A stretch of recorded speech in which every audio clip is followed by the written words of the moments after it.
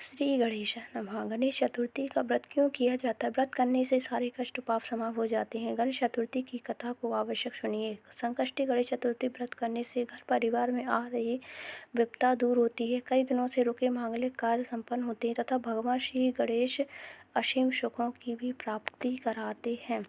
माह की किसी भी चतुर्थी के दिन भगवान श्री गणेश जी की पूजा के दौरान संकष्टी गणेश चतुर्थी व्रत की कथा पढ़ना अथवा सुनना जरूरी होता है। इससे संबंधित 4 कथाएं प्रचलित होती हैं। चलिए, पहली कथा है।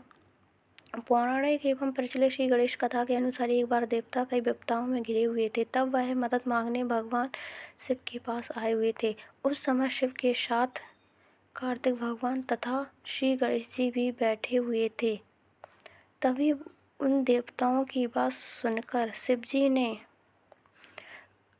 कार्तिक व गणेश जी से पूछा कि तुम ऐसे कौन देवताओं के कष्टों का निवारण कर सकता है, तथा तब कार्तिक व गणेश जी दोनों ने ही स्वयं को इस कार्य के लिए सक्षम बताया है।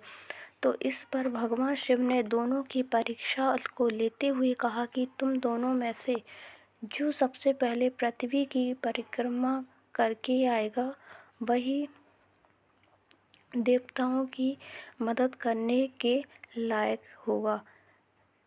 भगवान शिव के मुख से यह वचन सुनते ही कार्तिक व अपने वाहन मोर पर बैठकर पृथ्वी की परिक्रमा के लिए निकल गए।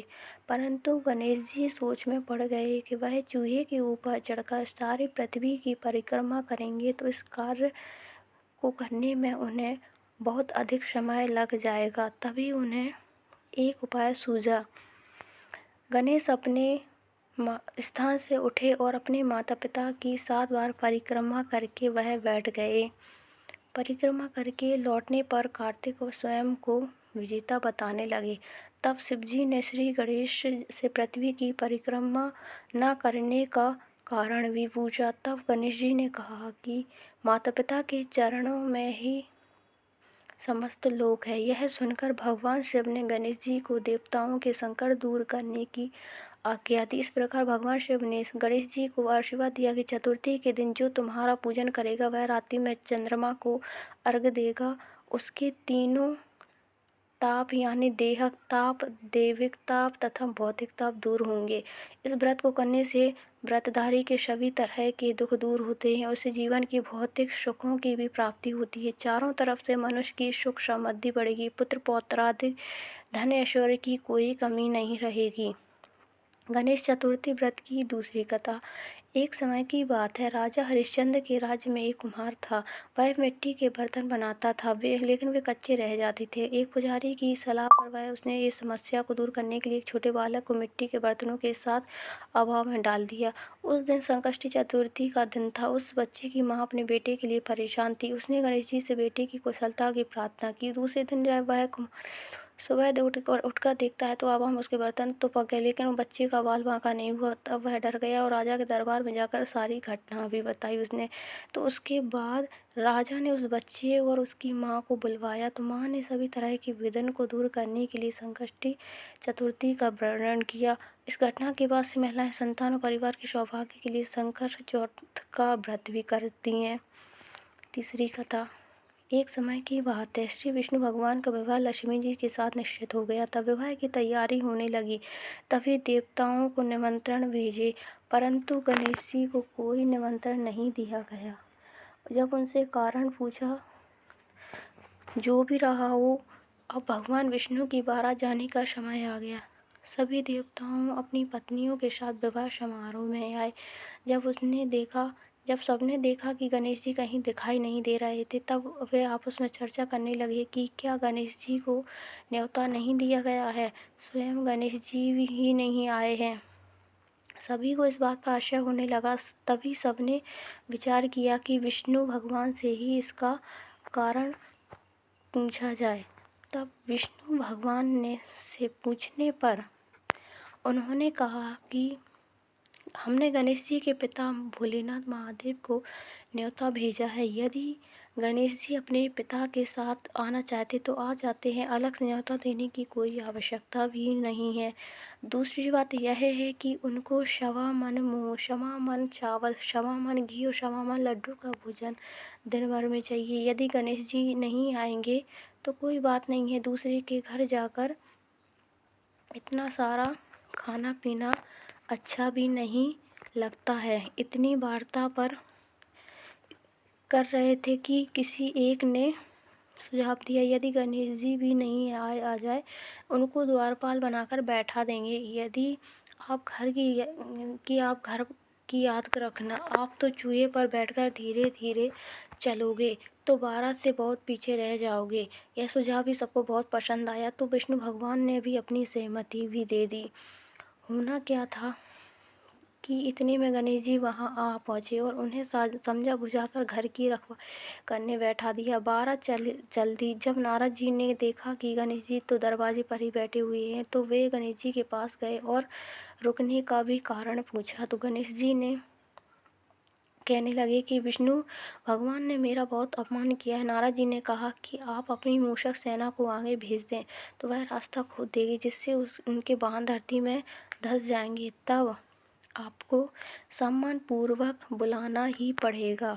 अब तो गणेश जी ने अपनी मूषक सेना से जल्द ही आगे भेज दी और सेना ने जमीन पोल कर दी। जब बारात वहां से निकली तो रथों के पहिए धरती में धंस गए। लाख कोशिश करने परंतु पहिए नहीं निकले। सभी ने अपने अपने उपाय दिए परंतु पहिए तो नहीं निकले, बल्कि जगह जगह से टूट गए। किसी की समझ में नहीं आ रहा था कि अब क्या किया जाए।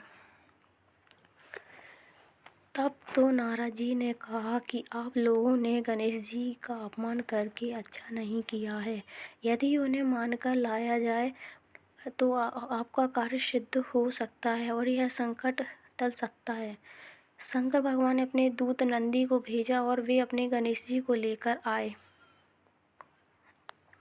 शंकर जी का आदर सम्मान के साथ गणेश जी का आदर सम्मान के साथ पूजन किया। तब कहीं रथ के पहिए निकले। अब रथ के पहिए निकल तो गए परंतु वे टूट फूट गए हैं, तो उन्हें सुधारे कौन। एक गांव के पास में खेत में खाती काम कर रहा था। उसे बुलाया गया। खाती अपना कार्य करने के लिए श्री गणेशाय नमः कहकर गणेश जी की वंदना मन ही मन करने लगा। देखते ही देखते खाती ने सभी पहियों को ठीक कर दिया। तब खाती कहने लगा कि हे देवताओं, आपने सर्वप्रथम गणेश जी को नहीं मनाया, ना ही उनकी पूजा की, इसलिए तो आपके साथ यह संकट आया है। हम तो मूर्ख अज्ञानी फिर भी पहले गणेश जी को पूजते हैं, उनका ध्यान करते हैं। आप लोग तो देवतागण हैं, फिर भी आप गणेश जी को कैसे भूल गए हैं। अब आप लोग भगवान श्री गणेश जी की जय बोलो। जय बोलकर जो आपके सब काम बन जाएंगे और कोई संकट भी नहीं आएगा। ऐसा कहते हुए बारात वहाँ से चल दी और विष्णु भगवान का लक्ष्मी जी के साथ विवाह संपन्न करा के सभी सकुशल घर लौट आए। गणेश जी महाराज अपने विष्णु जैसे कारज सारियो ऐसे कारज सबको सिद्ध कर जो। बोलो गजानन भगवान की जय। चौथी कथा है श्री गणेश चतुर्थी व्रत की पौराणिक कथा के अनुसार एक बार भगवान शिव तथा माता पार्वती नर्मदा नदी के किनारे बैठे हुए थे। वहाँ माता पार्वती ने भगवान शिव से समय व्यतीत करने के लिए चौपड़ खेलने को कहा। जब शिव चौपड़ खेलने के लिए तैयार हो गए परंतु इस खेल में हार जीत का फैसला कौन करता, यह प्रश्न उनके समक्ष उठा तो भगवान शिव ने कुछ तिनकी की एक कर उसका एक पुतला बनाकर उसकी प्राण प्रतिष्ठा कर दी और पुतले से कहा कि बेटा, हम चौपड़ खेलना चाहते हैं परंतु हमारी हार जीत का फैसला करने वाला कोई नहीं है, इसलिए तुम बताना कि हम दोनों में से कौन हारा और कौन जीता। तभी उसके बाद भगवान शिव और माता पार्वती का चौपड़ खेल शुरू हो गया। वह खेल 3 बार खेला गया। संयुक्त तीनों बार माता पार्वती ही जीत गईं। खेल समाप्त होने के बाद बालक से हार जीत का फैसला करने के लिए कहा गया तो उस बालक ने महादेव को विजय ही बताया। यह सुनकर माता पार्वती क्रोधित हो गईं और क्रोध में उन्होंने बालक को लंगड़ा उन्हें कीचड़ में पड़े रहने का श्राप भी दिया। बालक ने माता पार्वती से माफ़ी मांगी और कहा कि यह मुझसे अज्ञानतावश ऐसा हुआ है, मैंने किसी दोष भाव में ऐसा नहीं किया है। बालक द्वारा क्षमा मांगने पर माता ने कहा, गणेश पूजन के लिए नाग कन्याएं आएंगी, उनके कहे अनुसार तुम गणेश व्रत करो, ऐसा करने से तुम मुझे प्राप्त करोगे। यह कहकर माता पार्वती शिवजी के साथ कैलाश पर्वत पर भी चली गईं। 1 वर्ष के बाद उस स्थान पर नाग कन्याएं आईं। तब नाग कन्याओं से श्री गणेश जी के व्रत करने की विधि मालूम करने से उस बालक ने 21 दिन लगातार गणेश जी का व्रत किया। उसकी श्रद्धा से गणेश जी प्रसन्न हुए। उन्होंने बालक को मनोवांछित फल मांगने के लिए भी कहा। तो तब इस बालक ने कहा, हे विनायक, मुझ में इतनी शक्ति दीजिए कि मैं अपने पैरों से चलकर अपने माता पिता के साथ कैलाश पर्वत पर पहुंच सकूं। और वे यह देख बहुत ही प्रसन्न हो गए। बोलिए गजानन भगवान की जय। गणेश चतुर्थी व्रत की जय। वीडियो को लाइक और चैनल को सब्सक्राइब जरूर कर लेना।